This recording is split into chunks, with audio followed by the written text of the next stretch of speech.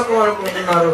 ఆ అల్పకాల పాప భోగాలే ఇంకా కొంతకాలం అనుభవించిన తర్వాత అప్పుడు చూద్దామనే దేవుడి గురించి. సంవత్సరం నుంచి చెబుతున్నాడు ఈయన, దేవుడు వస్తాడు, దేవుడు వస్తాడు, దేవుడు వస్తాడు, దేవుడు వస్తాడని. ఇంకా రాలేదు.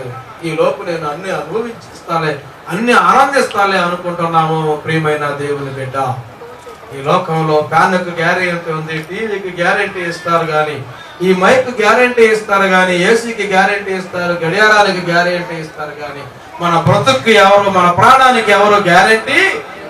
రేపొద్దున నువ్వేమవుతావో నీకు తెలియదు. దానికోసం ఆరాటపడబాకు. చాలా మంది ఏయో చేద్దాం, ఏయో ఊహించుకున్నారు. గత సంవత్సరంలో జనవరి 31 నైట్ ఎంతో ఎంజాయ్ చేయాలనుకున్నారు, బాగా బతకాలనుకున్నారు, బాగా పార్టీ చేసుకోవాలనుకున్నారు.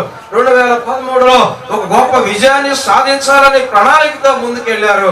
ఆ 31 నైటే కొంతమంది ఫస్ట్ తారీఖు చూడకుండానే వెళ్ళిపోయారు.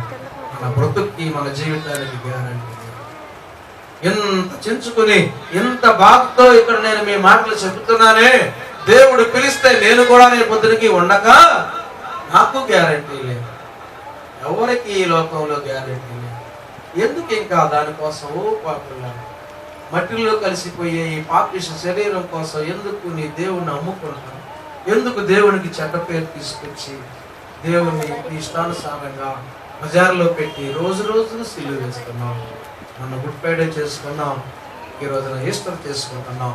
గుడ్ ఫ్రైడే రోజు యేసయ్యను సిలువ వేశారు, ఆ రోజు వాళ్ళు సిలువ వేశారు. ఈ రోజున మనం ఏం చేస్తున్నాం? సిలువ వేసుకుని ప్రతిరోజు ఆయన్ని సిలువ వేసుకునే ఉన్నాం. అయినప్పటికీ మీ జీవితంలో మార్పు ఆచారంగా, అలవాటుగా మీరు పండగలు లేకపోతే ఆదివారాలు ఆరాధనలకు వస్తూ బాధ్యత లేని వారిగా, పరిశుద్ధత లేని వారిగా జీవిస్తూ ఎంతకాలం ఈ జీవితాన్ని మీరు కొనసాగించాలనుకుంటున్నారు? ఎంతకాలం ఈ పాపిష్టి జీవితంలో ముందుకు సాగిపోవాలనుకుంటున్నారు? ఎంతకాలం శరీరాశలకు, లోకాశలకు తావిచ్చి ఇంకా